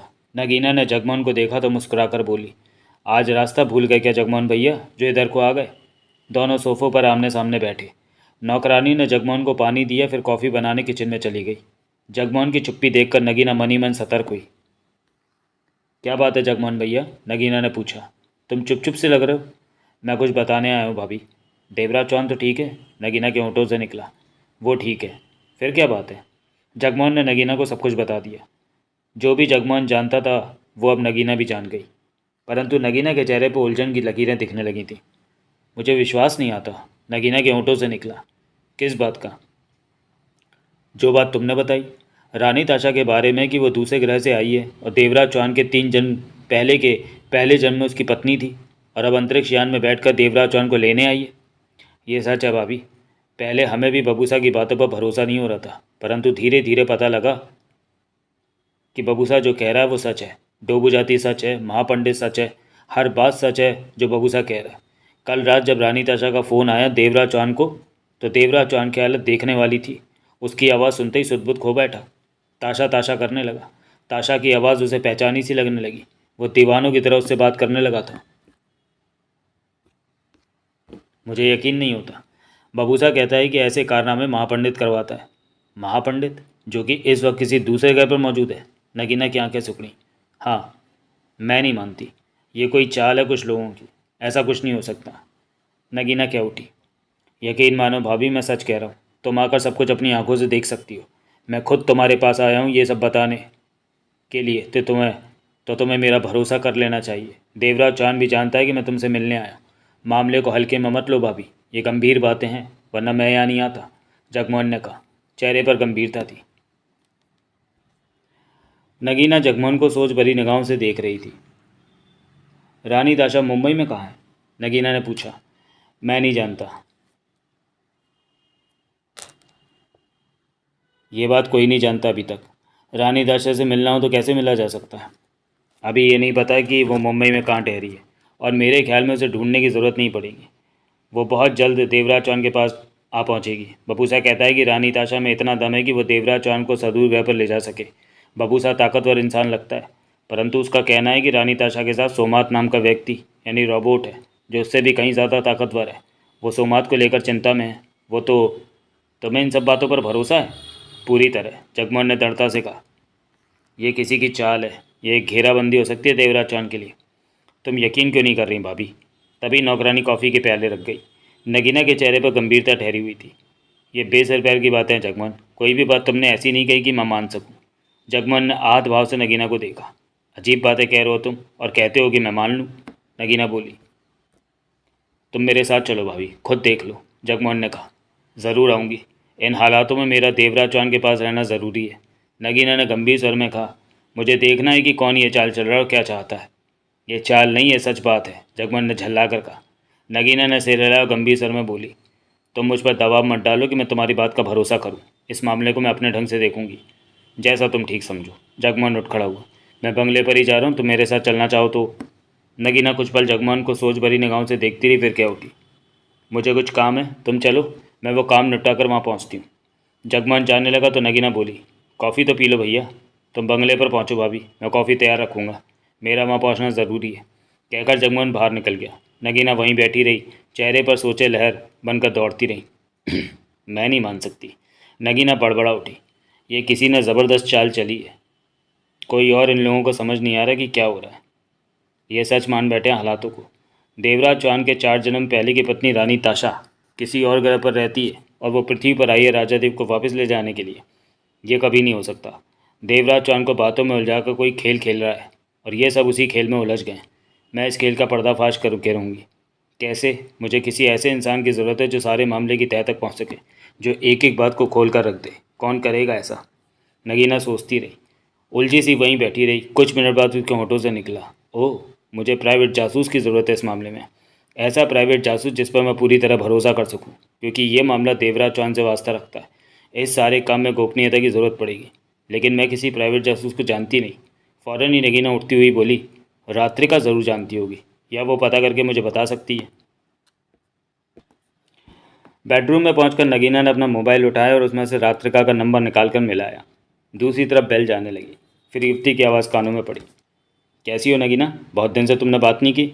मैं भी कुछ व्यस्त थी, फ़ोन नहीं कर सकी। मुझे किसी प्राइवेट जासूस की ज़रूरत है, नगीना ने गंभीर स्वर में कहा।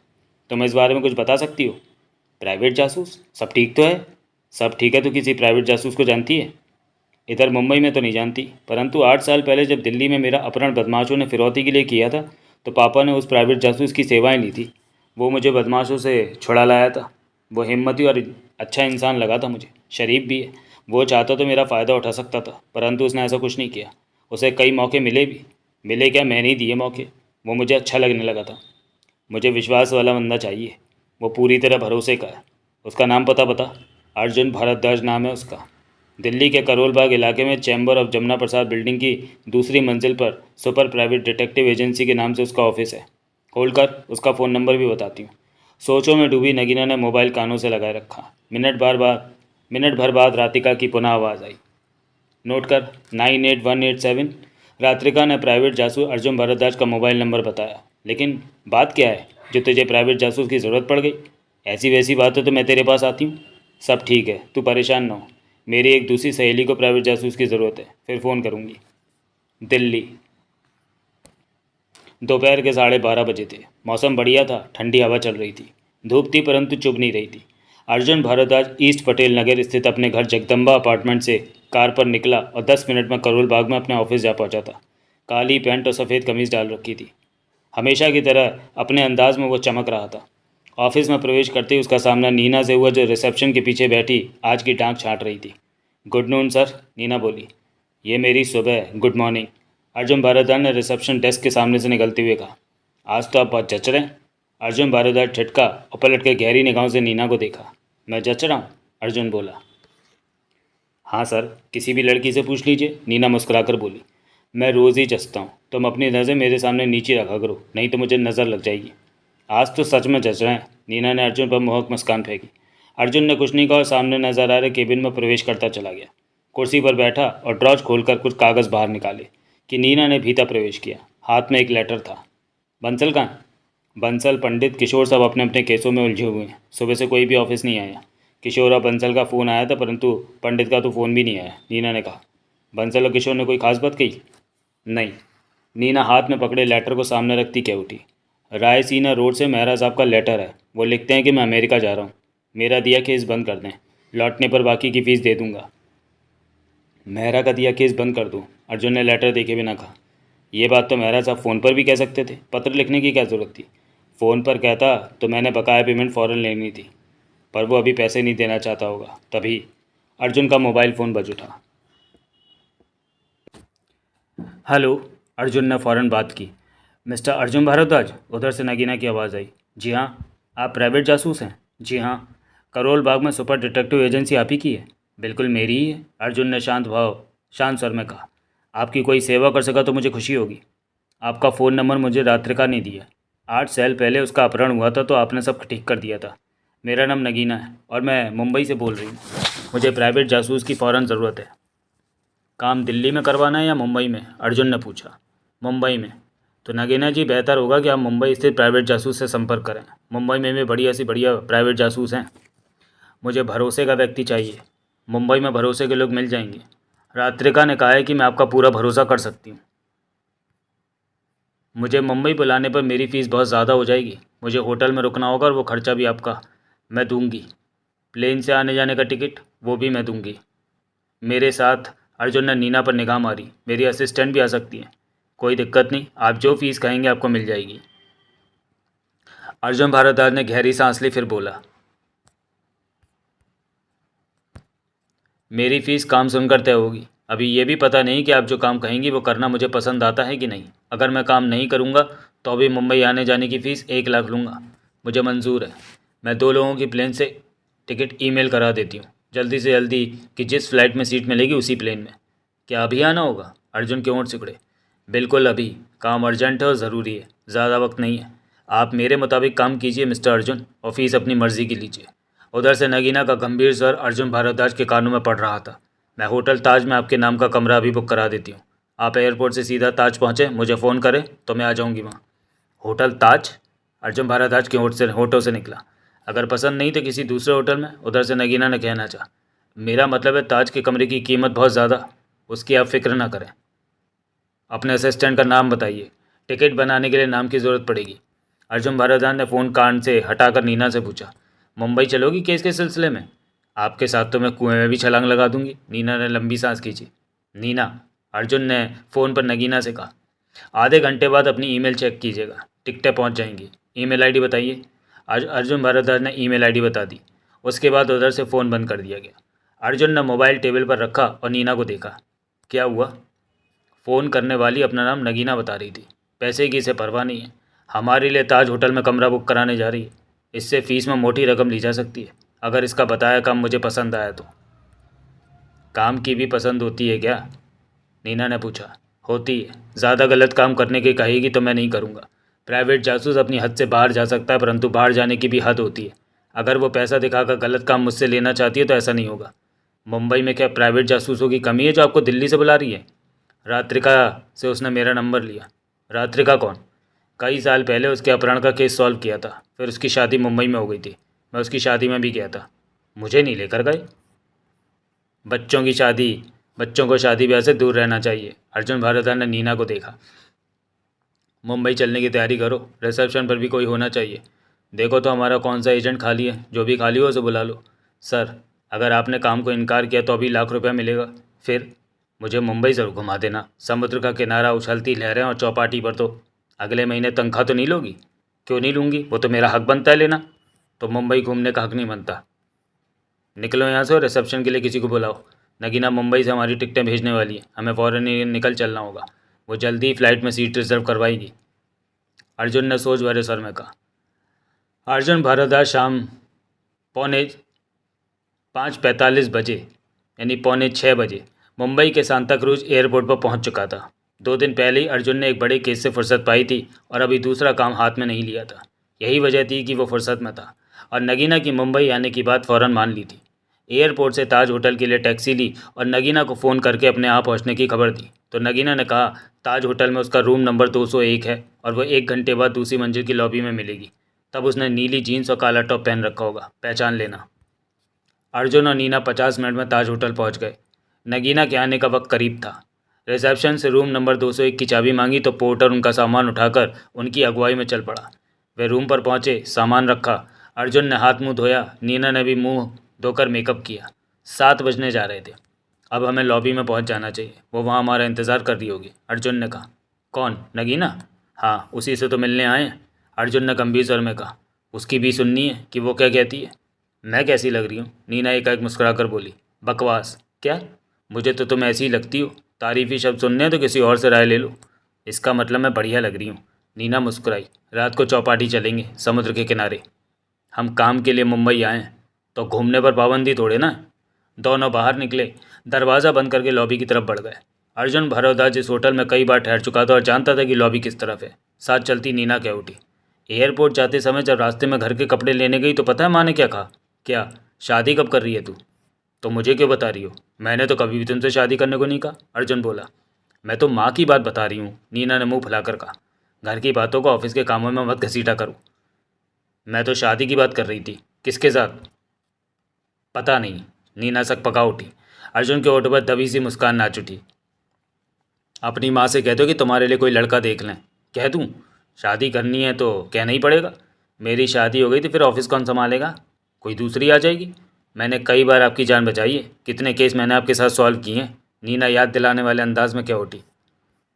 गैलरी बाईं तरफ मुड़ी तो वे भी मुड़ गए। तो मैंने तुम्हें तनख्वाह भी दी है, वो सब मैंने जमा कर रखा है, जब कहेंगे वापस दे दूंगी। वापस क्यों दोगी? पता नहीं, नीना ने उखड़ी निगाहों से अर्जुन को देखा। आपका दिमाग जासूसी के अलावा बाकी कामों में काम नहीं करता। ये तुम कैसे कह सकती हो? क्योंकि आपको पता ही नहीं है कि मैं क्या कह रही हूँ, मेरा मतलब क्या है। तुम अपनी शादी की बात कर रही थी, अर्जुन ने भोलेपन से कहा। मैं कोई बात नहीं कर रही थी, नीना ने झल्ला कर कहा। मुझे रात सपना आया था कि एक जंगली गधे के साथ मेरी शादी हो गई है और मैं उसकी सूरत देखते ही मर गई। अर्जुन के होठों के बीच मुस्कान आ दबी। तभी लॉबी का बड़ा सा शीशे का दरवाज़ा आ गया। वहाँ खड़े दरबार ने आदर से दरवाज़ा खोला तो वो भीतर प्रवेश कर गए। लॉबी के रूप में ये काफ़ी खुला हॉल था। जगह जगह लाल रंग के मखमली सोफे कतार में लगे हुए थे। एसी की ठंडी हवा वातावरण में व्याप्त थी। कुछ लोग वहाँ बैठे हुए थे, बातें कर रहे थे। कुछ अकेले भी थे और उन अकेले बैठे लोगों में वीरेंद्र त्यागी भी था, जो कि किसी के आने का इंतज़ार कर रहा था।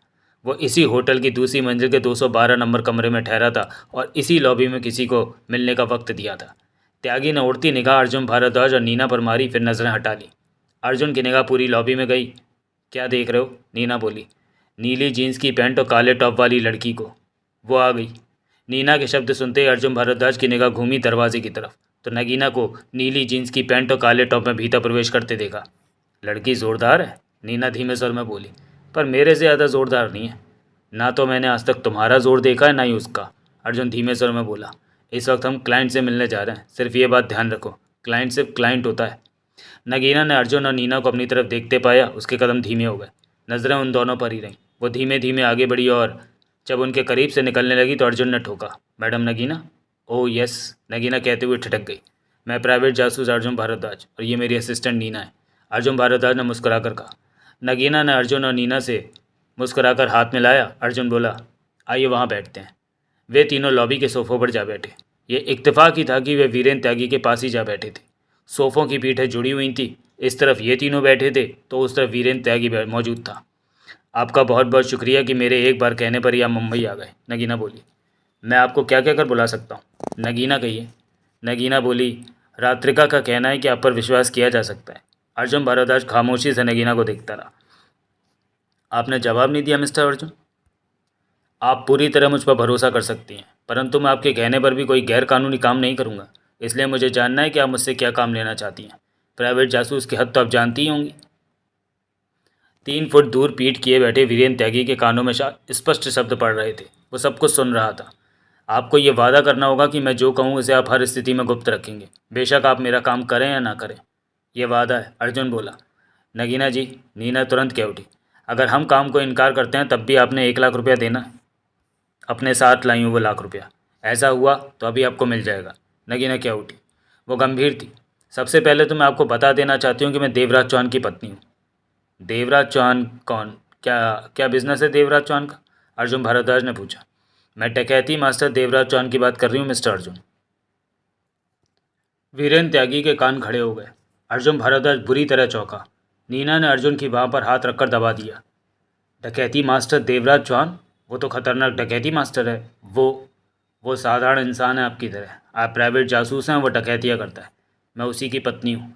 मेरे कहने पर आपको देवराज चौहान के लिए काम करना है। काम ज़रा भी गैरकानूनी नहीं है। अगर आप डकैती मास्टर देवराज चौहान का काम नहीं कर सकते तो बता दीजिए, बात यहीं पे ख़त्म हो जाएगी, नगीना ने शांत स्वर में कहा। हैरानी है कि आप देवराज चौहान जैसे इंसान की पत्नी हैं, अर्जुन ने गहरी सांस लेकर कहा। देवराज चौहान में क्या बुरा है? पता नहीं। अर्जुन अपने को सामान्य करने की कोशिश में था। कभी मिले हैं उससे? नहीं, सिर्फ सुना है। तो एक बार उससे मिल लीजिए, मैं मिलवाऊंगी, फिर उसके बारे में अपनी राय काम करें। देवराज चौहान के लिए मुझे जो काम करना है वो गैरकानूनी नहीं होगा, अर्जुन ने पूछा। ज़रा भी नहीं। जहाँ भी आपको गैरकानूनी होने का एहसास हो वहाँ आप वहीं पर काम छोड़ दीजिए। मैं पैसे वापस भी नहीं मांगूंगी। अब आपको सोचना यह है कि डकैती मास्टर देवराज चौहान के लिए काम करने में आपको एतराज़ तो नहीं? कोई एतराज़ नहीं, पर यह बात पुलिस के कानों तक ना पहुँचे कि मैंने देवराज चौहान के लिए कोई काम किया। बात हमारी तरफ से बाहर नहीं जाएगी। अर्जुन भारद्वाज ने सिर हिला दिया। तब नीना बोली, सर, इतने बड़े डकैती मास्टर के लिए आप काम करेंगे तो पुलिस आपको छोड़ने वाली नहीं। वो बहुत खतरनाक इंसान है। पुलिस के कानों में पड़ ही जाएगा कि आप में और देवराज चौहान में संबंध है। अर्जुन ने नीना को देखा, फिर क्या उठा। तुम ठीक कहती हो नीना, पर मोटी फीस के लिए इतना खतरा तो उठाना ही पड़ेगा। बात खुली तो पुलिस आपको गिरफ्तार भी कर लेगी, जासूसी का लाइसेंस कैंसिल कर देगी। मुझे सुन लेने दो कि काम क्या है। अर्जुन की निगाह नगीना पर गई। सुनने के बाद आप बात बाहर नहीं करेंगे मिस्टर अर्जुन, नगीना ने कहा। इस बारे में मुझ पर पूरा भरोसा रखें। अर्जुन भारद्वाज की गंभीर निगाह नगीना पर जा टिकी। नीना ने अभी भी अर्जुन की बाँह थाम रखी थी। मेरी बात छोड़ दो, मैं भागा नहीं जा रहा, अर्जुन ने धीमे स्वर में कहा। छोड़ दी, नीना ने अपना हाथ पीछे करते हुए कहा। माँ शादी के बारे में पूछ रही थी। तुम्हारी माँ से शादी करने का मेरा कोई इरादा नहीं है, धीमा स्वर था अर्जुन का। माँ मेरी शादी की बात कर रही। तुम अभी तक अपने लिए एक लड़का नहीं तलाश कर सकी, जबकि मैंने तुम्हें रिसेप्शनिस्ट से जासूस बना दिया। वो तो मैंने ढूंढ लिया, फिर दिक्कत क्या है? वो गधा मेरी बात समझता ही नहीं। गधा? अर्जुन ने गर्दन घुमाकर नीना को देखा। वो गधा ही हुआ, नीना सब्र के साथ बोली, जो समझकर भी मेरी बात नहीं समझ रहा। इस बारे में फिर बात करना, अर्जुन बोला। मुझे क्लाइंट से बात कर लेने दो। सोच लो, डकैती मास्टर देवराज चौहान खतरनाक इंसान है, कहीं वो तुम्हें लिए ना डूबे, नीना ने कहा। अर्जुन नगीना को देखता क्या उठा। बताइए नगीना जी, पूरा मामला क्या है? एक ताशा नाम की लड़की है जो कि अपने को किसी दूसरे ग्रह से आई बताती है। उसका कहना है कि 3 जन्म से पहले के जन्म में देवराज चौहान उसका पति था और वहाँ के ग्रह का मालिक था, परंतु किसी वजह से देवराज चौहान उस ग्रह से बाहर निकलकर पृथ्वी पर पहुँच गया और यहाँ जन्म लेने लगा। अब वो कहती है कि वो सदूर ग्रह से पृथ्वी पर आई है ताकि देवराज चौहान को वापस उस ग्रह पर ले जा सके। अर्जुन भारद्वाज ने आंखें सिकुड़कर नगीना को देखा। मैडम नगीना जी, अर्जुन तीखे स्वर में बोला, उसने ये बातें कही और आपने मान ली? मानी होती तो आपको दिल्ली से नहीं बुलाती। वो ताशा या तो बहुत बड़ी पागल है या बहुत ही चालाक जो ऐसी बातें कर रही है, अर्जुन ने कहा। ऐसा ना होता है और ना ही हो सकता है। दूसरा कोई ग्रह ऐसा नहीं है जहाँ दुनिया बसती हो। वो देवराज चौहान को पागल बनाने की कोशिश कर रही है। अर्जुन भारद्वाज इनकार में सिर हिलाता क्या उठा। देवराज चौहान का उस लड़की के साथ कोई चक्कर तो नहीं था पहले? नीना बोली। नहीं। देवराज चौहान के पास पैसा है? अर्जुन ने व्यंग भरी निगाहों से नीना को देखा। हाँ, बहुत पैसा है। वो मशहूर डकैती मास्टर है, अर्जुन ने नीना से कहा। उसके पास काफ़ी पैसा होना चाहिए। फिर वो ताशा ज़रूर उसके पैसे पर हाथ डालने के चक्कर में होगी, नीना क्या उठी। तुम चुप रहो, अर्जुन बोला। माँ शादी के लिए, नीना ने जल्दी से कहना चाहा। अर्जुन नगीना से क्या उठा। तो ये मामला है। हाँ, ताशा कहाँ रहती है? वो मुंबई में कहीं पर है, परंतु उसे ढूंढना पड़ेगा। ये काम आप करेंगे। आपकी दी जानकारी पूरी तरह अधूरी है। मैंने अभी कुछ बताया ही कहाँ है? तो बता दीजिए, एक ही बार में सिलसिलेवार सब कुछ बता दीजिए, ताकि मैं आसानी से मामले की कड़ियाँ जोड़ सकूँ। जो मुझे मालूम है वो मैं आपको बता देती हूँ अर्जुन साहब। इसके साथ ही नगीना जगमोहन की बताई सब बातें बताने लगी। डोबू जाति के बारे में बताया, बबूसा के बारे में बताया, रानी ताशा के फ़ोन आने के बारे में बताया, और हर वो बात बताई जो इस मामले से वास्ता रखती थी। नगीना बताती रही, अर्जुन भारद्वाज और नीना सुनते रहे। साथ जुड़े सोफे के दूसरी तरफ बैठा वीरेंद्र त्यागी भी सुनता जा रहा था। 15 मिनट बाद नगीना ने अपनी बात खत्म की। अर्जुन के होंठ सिकुड़े हुए थे। नीना भारी उलझन में दिखाई दे रही थी। ये है सारी बात, नगीना बोली। सर, नीना क्या उठी, ये मामला बहुत ही बुरी तरह उलझा हुआ है। इसमें ताशा नाम की वो लड़की ही नहीं, बबूसा नाम का वो व्यक्ति भी संदिग्ध है, जो देवराज चौहान के साथ चिपका हुआ है। हैरानी है कि देवराज चौहान उसे अपने पास क्यों रख रहा है। मुझे पूरा विश्वास है कि वो रानी ताशा से मिला हुआ है। वो खुद को राजा देव का सेवक बता रहा है, दूसरे ग्रह की बातें कर रहा है। वो ज़रूर रानी ताशा का ही भेजा हुआ है कि देवराज चौहान का दिमाग वॉश कर सके और सुदूर ग्रह के होने और उसके वहाँ का राजा होने के बारे में यकीन दिला सके। ये एक ज़बरदस्त साजिश है। देवराज चौहान के घर जाल बिछाया गया और जाल बिछाने वाले बहुत ही शातिर और समझदार लोग हैं। इसके पीछे उन्होंने महीनों की मेहनत की है। मेरा भी यही ख्याल है, नगीना क्या उठी। अर्जुन भारद्वाज गंभीर दिख रहा था। वो बोला, मुझे देवराज चौहान से बबूसा से मिलना होगा। आप जब भी कहेंगे देवराज चौहान का पता बता दूंगी, नगीना ने कहा। आप देवराज चौहान के पास ही हैं? अभी तक तो उसके पास नहीं थी, पर अब यहाँ से सीधा उसके पास ही जाऊँगी। अभी नहीं। अर्जुन सोच भरे सर में क्या उठा। मैंने सब कुछ सुना है, परंतु इन बातों को समझना भी है। आज का वक्त मुझे समझने में लगेगा। कल मैं आपको फ़ोन करके देवराज चौहान का पता लूँगा। परंतु ये बात तो पूरी तरह सच है कि ताशा बहुत गहरा खेल खेल रही है। बबूसा मुझे उसी का भेजा साथी लगता है, क्योंकि वो भी किसी सदूर ग्रह की बात कर रहा है और ख़ुद को राजा देव का महत्वपूर्ण सेवक बताता है। ताशा और बबूसा मिलकर देवराज चौहान को पागल बनाने पर लगे हैं। वे देवराज चौहान को गहरी साजिश में लपेटे हुए हैं। लेकिन देवराज चौहान बेवकूफ़ नहीं है सर। वो भला उनकी बातों में कैसे फंस गया, नीना ने कहा। आप इस सारे मामले को किस नज़र से देखती हैं, अर्जुन ने नगीना से पूछा। ये सब कुछ फ्रॉड है, धोखेबाजी है, नगीना ने सख्त स्वर में कहा। यूँ तो रानी ताशा जो भी हो उसे मैं ढूंढ नहीं सकती। मैं उसे संभाल सकती थी, मैं ढूंढ सकती थी, मैं उसे संभाल सकती थी, परंतु इस वक्त मुझे लगा कि मुझे देवराज चौहान के पास रहना चाहिए। यही वजह है कि मैंने आपको बुला लिया कि इस मामले को आप देखें। ज़रूर, मैं ही देखूंगा। कुछ अंदाज़ा है कि ताशा कहाँ पर हो सकती है? मैं इस बारे में कुछ नहीं जानती। देवराज चौहान को पता होगा? यकीन के साथ कुछ नहीं कह सकती। तो कल मैं इस बारे में देवराज चौहान से बात करूंगा। तगड़ी साजिश रची जा रही है देवराज चौहान के खिलाफ। इस मामले में और भी शातिर लोग शामिल हो सकते हैं। मामला खतरनाक रुख भी ले सकता है, अर्जुन गंभीर स्वर में बोला। मैं आपको मुंह मांगी फीस दूंगी, आप ये काम ठीक से पूरा कर दीजिए, नगीना ने कहा। 5 लाख तो आप आज ही दे दीजिए। बाहर मेरी कार खड़ी है, उसमें पैसा रखा है। मैं आपके साथ कार तक चलती हूँ, नीना ने तुरंत कहा। ये 5 लाख मैं फ़ीस की पहली किश्त ले रहा हूँ। कल देवराज चौहान से मिलूंगा, बबूसा से बात करूंगा, ताशा की तलाश करके उससे बात करूंगा। आगे जाकर इस मामले में कुछ भी हो सकता है। हर सप्ताह मैं 5 लाख लेता रहूँगा और मामला ख़त्म होने पर एक मुश्त 10 लाख लूँगा। मुझे मंजूर है, नगीना बोली। आप देवराज चौहान से ताशा के बारे में ज़्यादा से ज़्यादा जानकारी लेने की कोशिश करें। मुझे लगता है कि देवराज चौहान ताशा को पहले से भी जानता हो सकता है, अर्जुन ने कहा। ऐसा नहीं है, वो ताशा को पहले से नहीं जानता। आपको उस पर पूरा भरोसा है? पूरी तरह। हैरानी है कि आप डकैती मास्टर जैसे इंसान पर पूरा भरोसा करके बैठी हैं, अर्जुन मुस्कुरा पड़ा। मैंने पहले भी कहा है कि पहले देवराज चौहान से मिलिए, उसके बाद इसके बारे में राय कायम करें। नीना, इनका फ़ोन नंबर ले लेना। हाँ सर, मुझे याद है कि 5 लाख भी लेने हैं, परंतु हम इस होटल में रहेंगे। बिल का क्या होगा? होटल वाले आपसे कोई पैसा नहीं मांगेंगे। मैं अभी पैसा एडवांस में जमा करा देती हूँ। इस बारे में आप निश्चिंत रहें, कहने के साथ ही नगीना उठते हुए बोली। मुझे विश्वास है मिस्टर अर्जुन भारद्वाज कि आप ये मामला ठीक से पूरा कर देंगे। ज़रूर, आप मुझ पर भरोसा कर सकती हैं। नीना भी उठ खड़ी हुई।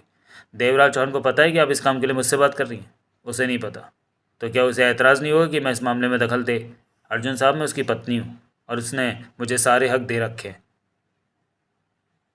देवराज चौहान मेरे द्वारा किए गए किसी भी काम को गलत नहीं कहता। मेरी खुशी में ही उसकी खुशी है। आप पर उसे कोई एतराज़ नहीं होगा। अर्जुन भारद्वाज ने गंभीरता से सिर हिला दिया। तभी नीना कह उठी, सर मैं 5 लाख और नगीना जी का फ़ोन नंबर लेकर आती हूँ। नगीना और नीना वहाँ से बाहर की तरफ बढ़ गई। वीरेंद्र त्यागी फ़ौरन उठा, उनके पीछे चल पड़ा। अर्जुन भारद्वाज वहीं बैठा सोचों में डूबा रहा।